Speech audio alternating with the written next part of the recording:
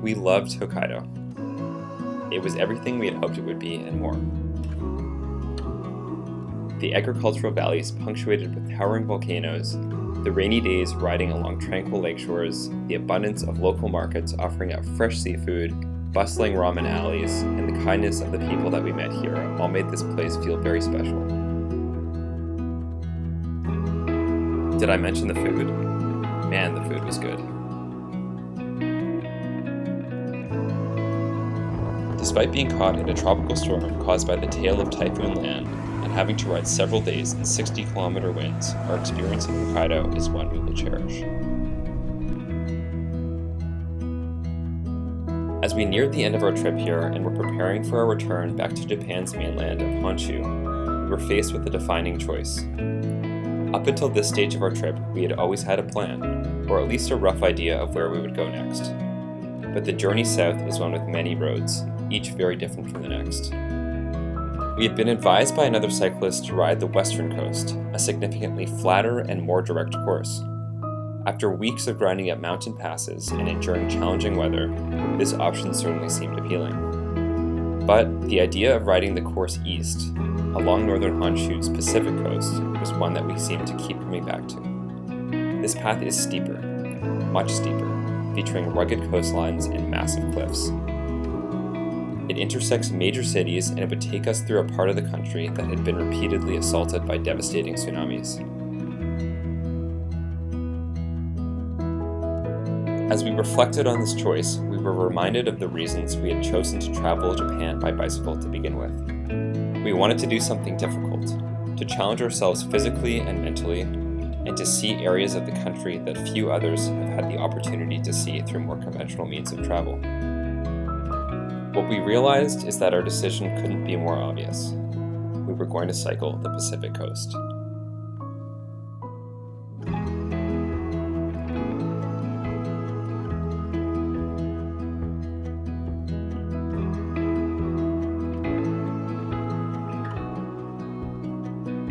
With roughly 1,000 kilometers between us and Tokyo, we had about 2 weeks to complete this ride. Our first days on the road heading to the coast were spent in rural farmland with rice fields noticeably more mature and vibrant than a month ago.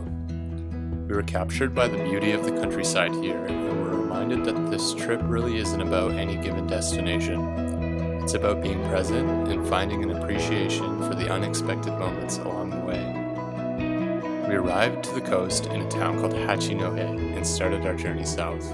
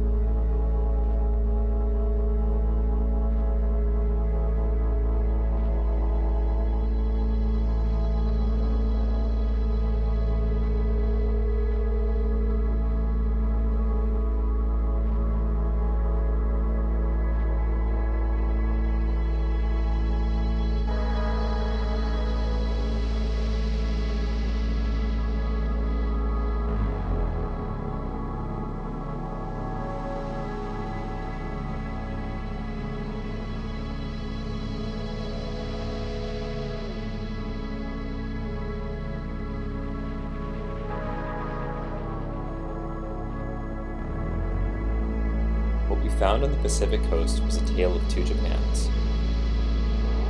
One remote and rugged,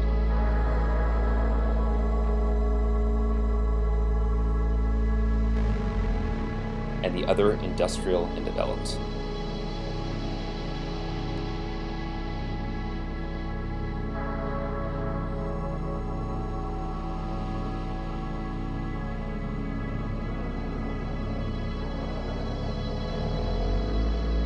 The tsunami barriers, standing 15 meters tall between us and every section of the coast, were a constant reminder of the industriousness and the resilience of the Japanese people. Even more so, they were a reminder of the immense power of nature and the devastation it has wrought on generations of coastal communities here.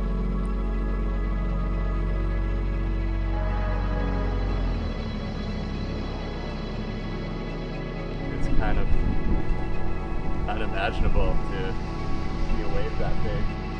Whether we were cycling along these barriers, through sprawling industrial plants, or up 200-meter tall coastal cliffs, this is a place that makes one feel small.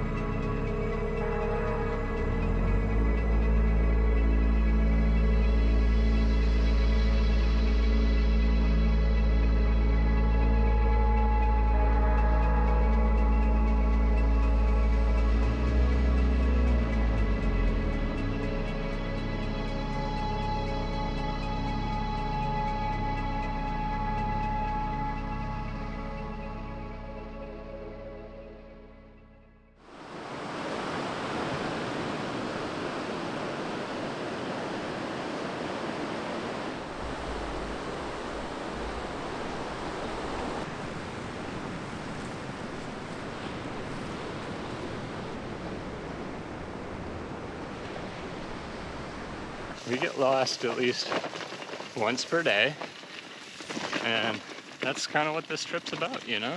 So, all good. This isn't our... But did you check the road? No. Let's check the road. All right. As you suggested. It was 50-50. It was 50-50.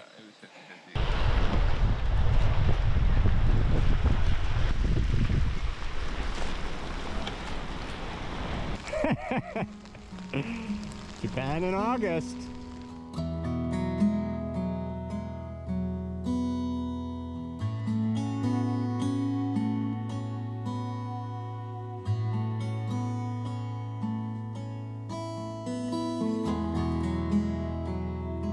As we moved down the coast, putting in long and physically taxing days on our bikes, we started to get into a flow.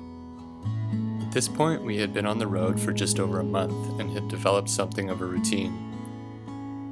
We set up our tent in rhythm and knew what the other was going to pick out for breakfast at our morning convenience store run.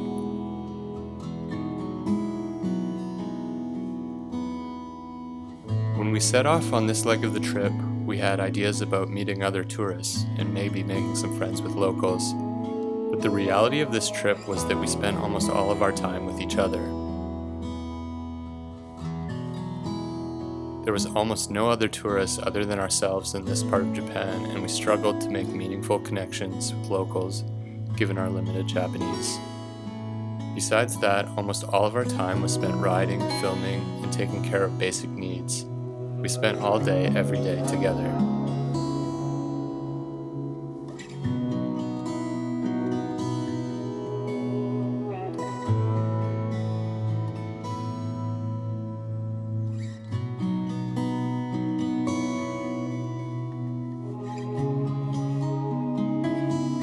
There are very few people I could imagine myself traveling in this way with. Sharing a tent, every meal, every moment of every day together has come with its fair share of challenges. Most days on the road have been exciting and joyful. Woo! That was so fun. But there have also been days where we're on little sleep, are physically exhausted, and dealing with bad weather or other inconveniences. So Zach got tangled up in some weeds and snapped his derailleur off his bike. Looking good, buddy. It can be hard to be one's best self in these moments, and we're with each other for all of them.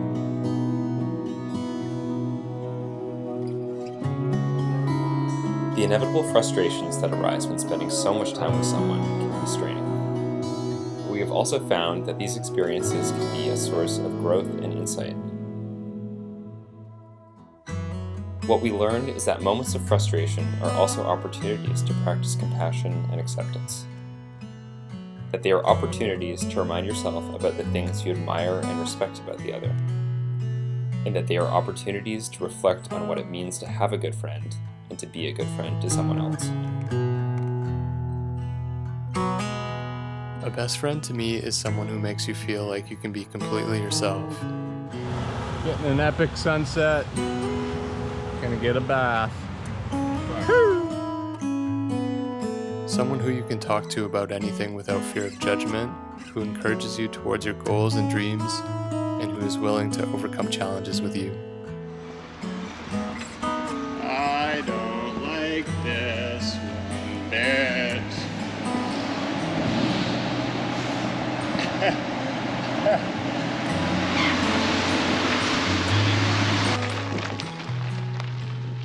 A best friend is reliable and trustworthy, someone who you know you can count on no matter what.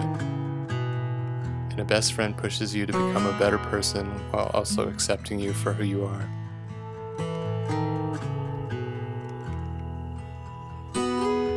We didn't get any Otoro, but then there's this sort of mix of I guess, scrap meat. I don't think your umbrella's working. Dry. Perfectly dry. Oh, it's a rogue. Damn, I thought it was Komodo's. When Kyle and I first met, we connected over our love of nature, adventure, and music. We shared so many incredible experiences along the years, and through our adventures and creative projects, have connected our lives in ways we could have never imagined back then. East Coast rocks! Woo!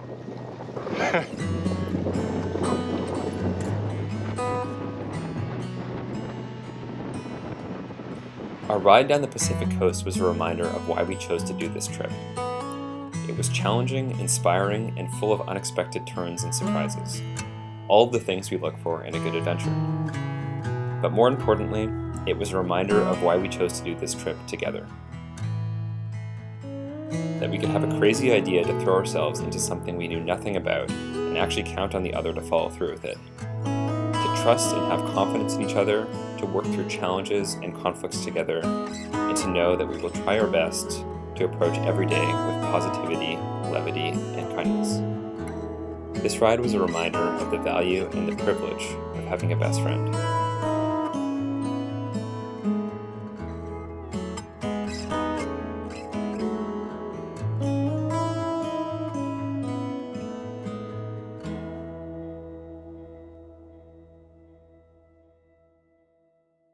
So that's the video. We put a lot of time and energy into this one and sort of switched up our style. So if you enjoyed that, please subscribe and thanks for watching. Right now, Kyle and I are in Fukuoka, which is the end of our bike trip. We biked over 3,000 kilometers to get here and super proud of that journey, and we had an epic time on this coastal ride. Next video, we're gonna be leaving the bikes behind and hiking for 4 days in the Japanese Alps, and we're excited to share that with you. See you there.